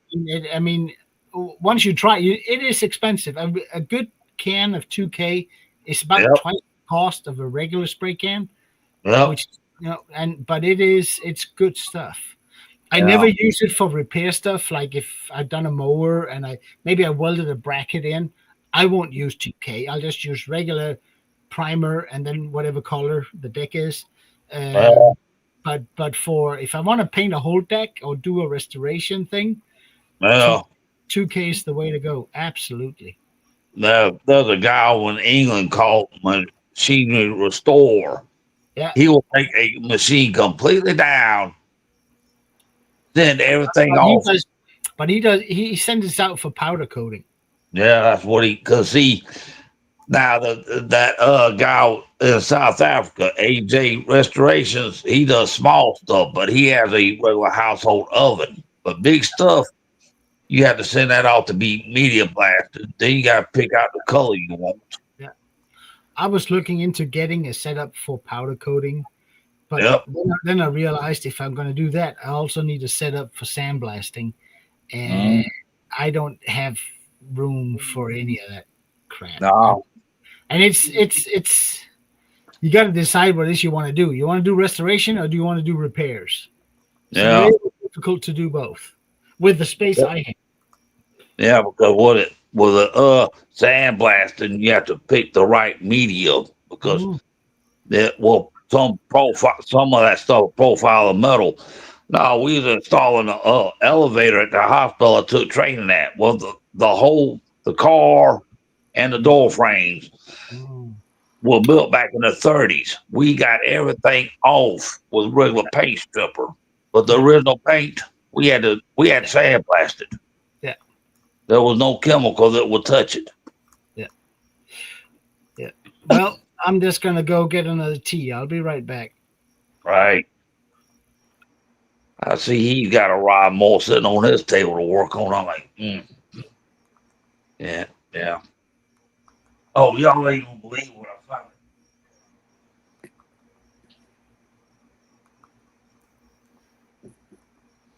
Yeah, it's kind of unfortunate the stuff I've been working on where I'm doing it, I really can't make videos. Yep. Boss come back and say, I'm paying you to fix the stuff, not make YouTube videos. Yeah. I'm like, okay, you're the boss. Yeah. Yeah, but what if you set up like Scott does where it doesn't affect you, you're just filming, you know? Yeah. One thing about where I worked, they were real particular about stuff like that. They could make their own videos, but if you tried it, like, yeah, because I thought about it, I said, man, I could have made videos back when I was getting ready to retire to show some of the stuff we used to do, but yeah, Department of Labor has their own YouTube channel, and I looked up the video, and they filmed the video at the Bainbridge plant. And I looked and I seen that guy, Kevin Kelly. I'm like, yeah, I know you, but that's the reason we got closed up. I'm like, forget that mess. I think I've got one video on my channel that I did film down there. Yeah. And that was that big Generac generator I worked on. And that's several years ago, and the boss didn't even know I made that video. Yeah. That was me and Rich working on that. Someplace, and like these people do these mall videos. If the mall is still open, they're real funny about that. They're like, yeah, you're not supposed to be filming in here. Well, they're making history because shopping regular malls, you see what's happening to them. They're going by the wayside because of Amazon. Yep. All the online stuff now is putting I can tell you the mall close to me, Fort Steuben Mall, back in the 70s and 80s. Yep. I remember going in there as a kid, especially around Christmas time. Yep. You came out of there with a headache because it was so loud. You go in there now and it's like going into the back rooms. It's just like desolate. Yep. Now, Franklin, Tennessee, they have Cool Springs Galleria. They've got a Macy's and the Dillard's that are still open. I'm like, what the? But Williamson County, Tennessee, that's the richest county in Tennessee. So you got all these high-end people. They want high-end stores to go to. I'm like, okay, Where there used to be 3 big anchor stores in our mall back in the day. And of course, my favorite one was Sears because there was a lot of small engine related stuff in there. Yep. But there was Sears, JCPenney, and one called Kaufman's. Yeah. And Kaufman's got taken over by Macy's, and that didn't last too long. And of course, we all know the story of Sears and Roebuck. Yeah. Well, it was Sears and Kmart. Then when Sears and Kmart got together, great. But then here come EL, and he decided, oh, we don't need Sears and Kmart anymore. Like, whatever. But then again, if he hadn't done what he did, it's still what they still, well, Kmart would have damn fell to the wayside because of Walmart. Walmart was great, but after Sam Walton died, they got big headed. They got a little bit too big for the britches. The only thing I buy at Walmart is groceries, and I don't even go in the store. They got Walmart delivering to my area now, and I'll tell you, this stuff is a hell of a lot cheaper than Kroger's is now. 12-pack of Coke at Kroger's now, 12-pack cans, $11. Yeah. Walmart, $7.99. Yep. Oh, Walmart started to sell their own brand of Vienna sausage now. They're doing away with the Libby's regular brand. I'm like, what the? I'm like, yeah, it's great value. Yeah. And I said, some of that Vienna sausage, some of that stuff in Walmart, you can forget it. Some of that great value stuff, you get what you pay for. Yep. You get. Hey, Robert, have you ever seen the quantum engine? It's well, it's like a quantum, but it ain't. It's an overhead valve.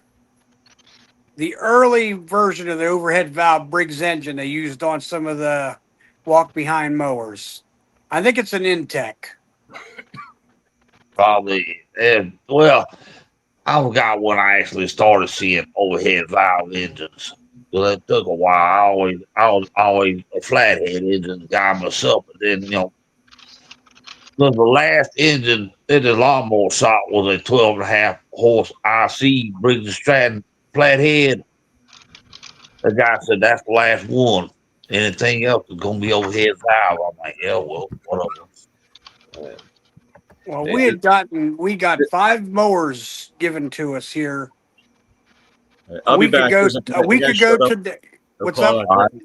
No, a guy showed up with the equipment. I'll be right back. All right. Okay. We got 5 mowers given to us. And the guy says, well, get one of them running for me and you can have the rest. Damn. 2 Hondas, 2-stroke Lawn Boy, and 2 Craftsmans. Oh man, 2-stroke Lawn Boy. Yeah, it was one of the newer ones. It was the Duraforce. Yeah. Well, needed a coil. Put a coil on it. Got that running. Had 2 Hondas. They were older ones. One was a Harmony 2 with a manual choke, so that's old. Yeah. The choke was incorporated into the throttle. Probably like a mid to late 90s, maybe an early 2000s. Yeah. And then there was another one that was auto choke that had a blade clutch. So he liked that one, so we got that going for him. Then there were 2 Craftsman front wheel drive self-propelleds. One had the Quantum with the flathead with the primer. Got that going, and the other was a 7-horse. I guess it would be an Intech. Yeah. It was the older one, probably. Well, they were red, so they'd be about a 2002, 2003. They weren't the modern; they were the heavy. Yeah. Got that running, and got it up for sale. Guy came by to look at it the one day this week. I'm like, okay, well, I'll fire it up. Primed it, pulled it, no start. Primed it again, no start. I could smell gas. Took the plug out. It was good. And I'm thinking, what the fool, as you would say, Robert. Yep. But took it back. No spark. Electronic coil went out. And when they say those go out without warning, they were right. Yep. Fortunately for me, I had a bunch of good used coils in a bin back there that I kept from engines that were toasted but still had good coils. Threw another coil on it, took it out, boom, first try. Yep. And the guy never came back to get the mower. I called him and I said, we had that mower going not long after you left. Oh, I'll be down in a couple days. Well, it's been more than a couple days, so If he don't show, I'm going to ask the boss. Say if he don't show, I said, you want me to put it back there in the lineup? I said, I will. Yep. Nah. Oh, I watched Chicana's little short video. She had a Hitachi handheld blower. Which is the same as a DeMar. Now, well, the customer was saying it wouldn't start. Well, she was pulling on it, kept hearing clanking. Well, she pulled the plug out.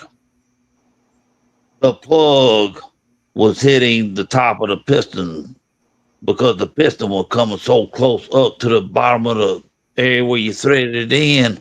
Somebody put a little plug that was too long.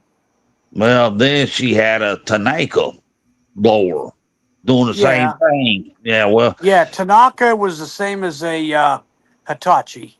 Yeah, well, she found out what the problem was. The spark plug didn't have that crush washer. So she put a crush washer spark plug in there. Well, that would do it. Because I mean that adds another 1/8 inch or so to the how far that plug goes in there. Yep. I've had that happen with a green machine weed eater I had. The spark plug was too long. I'm like, yeah, I'm like, whatever, but like I said, I gotta get the Craftsman rear fender finished up, get it back home. But I had to put my wire 4500 back together because I'm like, if we get rain and the grass grows, I ain't got nothing to cut grass with. I've got a little Husqvarna all-wheel drive mower, push mower. Yeah, I'm looking for a Honda motor for one of them. Yeah. I got one down there. The mower's in real good shape, but the guy hit something, and I've never seen a crankshaft bent the way this is. It was bent out over a 1/2 inch. There ain't no way you're going to straighten that. Nope. Because I don't want to put a Briggs on it. I want a Honda for that. Well, because see, the thing was, Honda made the engine for Husqvarna, and all Husqvarna did was just put their particular plastics on and stuff. Yep. If I get a Honda, it's branded something else. I'll just put the glory covering from the Husqvarna on it. Nobody will know the difference. I changed the motor. Yep. But what was it? I've done that before. Yeah, because I remember when I looked at that, I was in Griffin, and I kept going between Home Depot and Lowe's looking for a push mower. Well, I seen a Husqvarna all-wheel drive that had a Honda engine on it at Lowe's. So one day we went back, and I said, "Yep, that's what I want right there." So I'm with a Honda. Forget that Breeden Stratton crap. Breeden Stratton, one of these days they're gonna be completely out of business. Ain't nobody going. I don't even think that these engines you see now. I don't even. I think that they're Chinese-made engines with Briggs names on them. No, they're so cheap now. You can't get the tanks like I used to call them anymore. Nah, it wasn't. Oh yeah, Alex ordered over at Freedom Mowers. He just recently did a chore built, and it had that power mower, yeah, Lawnson engine. Hey, I'm like, you're lucky to find parts for them. You were lucky to find parts, the air cleaner and all that other stuff. I'm like, forget it. Nope. But I know you can get carbs for them because I've gotten carbs. Well, yeah, the one that you can't find any engine parts for is that one. I don't know who sells it. The Yard Max. They're black and orange. Got one down there with a blowed head gasket. And you look it up online, you can find parts for the mower, but you can't find one little iota for the motor. Well, and was it? There's some brand outdoor power equipment Home Depot sells. It's got some damn off the wall engine on it. I'm like, forget it. That's probably the Hyper Tough. Hyper Tough. Walmart and Walmart. MTD. Yeah, because Hyper Tough. Well, they got the real cheap line at Home Depot is the Pulsar. Yeah. Good was it? because Walmart in Eden and a Walmart in Millsville, I mean, yes, it's getting that time of season when they're starting to put other stuff out, but they were selling more gas-powered mower. But now Walmart, if you buy a gas-powered mower from them and put gas in it, they won't take it back. One of the things on the list of stuff they will not take back. Okay, so if you put gas in and it don't work, and you take the gas back out of it, you're screwed. Well, because they gonna know. They gonna check it. You take it to customer service, they pull that cap. Yep, you done put gas and oil in it. Forget it. We're not taking it back. Like whatever. Yeah, I bought how you supposed to know it's defective unless you try to start it? That's what I'm saying. Yeah, I don't know. Stupid. Yeah, but was it? Oh yeah, I bought a Ruger 177 caliber pellet rifle from Walmart. Got it home, and it was the breech load where you broke it in two to put the pellet in. It wouldn't reach. So I had to call Umarex, who made it. They sent me they sent me a label and stuff. I put it on the box. UPS or FedEx came and picked it up. A few weeks later, I get a new pellet rifle. I couldn't take it back to Walmart because they will not take it back. I'm like, Walmart needs to quit selling firearms. They're not gonna do anything about it. Plus, by the way, Robert, thanks for the kind words on my vacuum video. Yep, that was a classic vacuum. Vacuum cleaners these days, nah, wouldn't. Yep, that's a commercial vacuum. Nah, the one thing when the wife said, "Oh, honey, I want a rainbow vacuum cleaner." Well, guess what? I've seen rainbow that uses the water to collect the dust. You know how much that vacuum cleaner was? Too much. $4,000. I'm like, if I'm going to spend $4,000 on a vacuum, I'm going to get a central vacuum, plug the hose in the wall, and be done with it. Yep.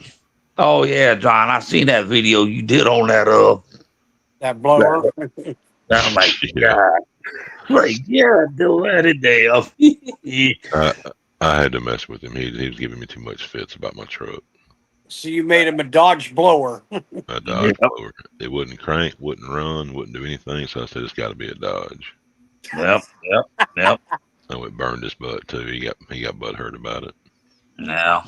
What was the actual problem with that blower, John? I got to watch that. Well, I don't know. I hadn't gone back to work on it yet. Well, I seen that. I was watching because you guys streamed in the morning last week, so I was at work, but I was watching the replay, and Ken talking about that backpack had all that stuff, and here it didn't have enough compression. Yeah. But let me say this real quick before I forget. Lawnmower Detective, which is messaging with me, he said to tell everybody hi, and that it's donut time. Yep. Lawnmower Detective. Yeah, he did that little giveaway thing today, and I kept looking. I'm after a while. He said, "John Clem gets 42 on whatever it was." I'm like, yeah. The number of spark plugs in that mixed peanut jar. Yeah. I gotta finish at some point here watching Arch's video on that Subaru engine. Yeah. Nah. I just say this, John. You will get the stuff the Lawnmower Detective is going to send you, but that super clean stuff. What's this here? That's what it is. He dropped off. It's an 8-30 inch, and it's safety switches. You sit on the seat. You start it when you jiggle the shifter handle, which is on the neutral safety switch on the Peerless. And then if you try and put it in any gear, it shuts off. Even when you're sitting on the seat, you go to put it in any gear, it shuts off. So, what brand's the mower? It's Toro. It's Toro 8-30, 8 horse Briggs with a 30. Okay, so that's an older machine then. Yeah, I got to look at the wiring diagram, see what would do that. Yeah.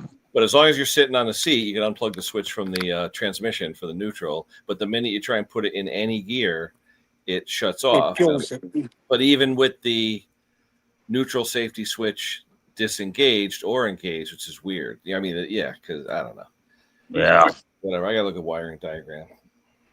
Nah. Sounds like there's a short somewhere, maybe. I don't know. Yeah, something ain't happening. I'll figure it out. Nah, but what? Oh, there's some guy over in Indiana called Dragging Up.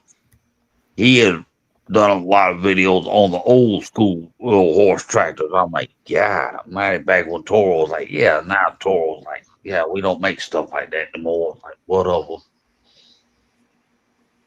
Yeah, with the generator, he brought the generator. He had the GFIs were tripped. Yeah. Oh yeah. I seen what Mr. Condon posted that video about that part he can't get from Germany because of the tariffs. So he can't work on that one motorcycle. I'm like, shh. Is that one he did the video on yesterday? Nah, this is a different motorcycle. The part he needs is coming from Germany, but he can't get it because of the tariffs. I'm like, you got to be joking. So now he got a motorcycle he can't do nothing with because the tariffs. And he can't get the part. I'm like, yeah, they going. But, it is what it is. Yeah. Yep, it is what it is. Really ain't nothing you can do. Nope. Grin and bear it, I guess. Well, you don't have to grin. You just got to bear it. Yeah. Somebody needed to use they clipped the hedges out here from the house. And a while back, I know my darn head clipper was running funny. I'm like, what the fool? When I looked at the gas oil ratio, it was mixed. And I looked at the muffler, I seen oil dripping out of it. I'm like, yeah, too much oil in the gas. No wonder the dang thing was bogging down. It couldn't, the muffler couldn't breathe. Oh, that's okay. I had a guy bring a hedge clipper in, or what? I can't think of what it was. I think it was he had a blower and a trimmer. Said neither one of them he could get started. Yep. And I'm like, okay, the first thing I'm going to check is fuel, because I always sniff the tank. And I'm like, okay, now this is looking a little bit dark. So what I always do is I keep a peanut butter jar there, and I basically poured from the tank to the peanut butter jar so I can look through it. Yep. You couldn't even see through it. Nope. It's like, put a little bit of gas with this. It was like it was all oil and no gas. Yep. So I probably, I'd rather than tear things apart, I just emptied it out and I kept hitting the primer, purged all that crap out of there, and I put my stuff in there and a new plug, and it took right off. Yep. What'd you do? And I showed the guy the mix, and I said, who mixed this? He goes, I did. I go, well, how much did you do? Well, apparently he had used the 2.5 gallon mix to only a gallon of gas. Oh, great. Yep. And I told him, I said, that's all 2-stroke oil in there. I think there ain't, I showed him the right stuff. I said, if you're in any doubt, I said, we've got this, we sell that BP Racing premix. Yep. Which I like better than True Fuel. I said, if you don't want to fool with that, I said, this is a steel. I said, I've got it in 50-1. Yep. And I said, you'll get plenty of run on these. He bought that, and ever since that, he's not having any issues. Yeah. Now, what I can't figure out, I had a Poland 361 chainsaw. I don't know how the fool thing ran. It was back when the mix was 16-1. I'm like, you talk about smoke. Only thing was you couldn't let go of the trigger, the throttle. If you let go, it cut off. There was something about it. But like I said, it was a great chainsaw, but I took it to the shop one day to have a look at it.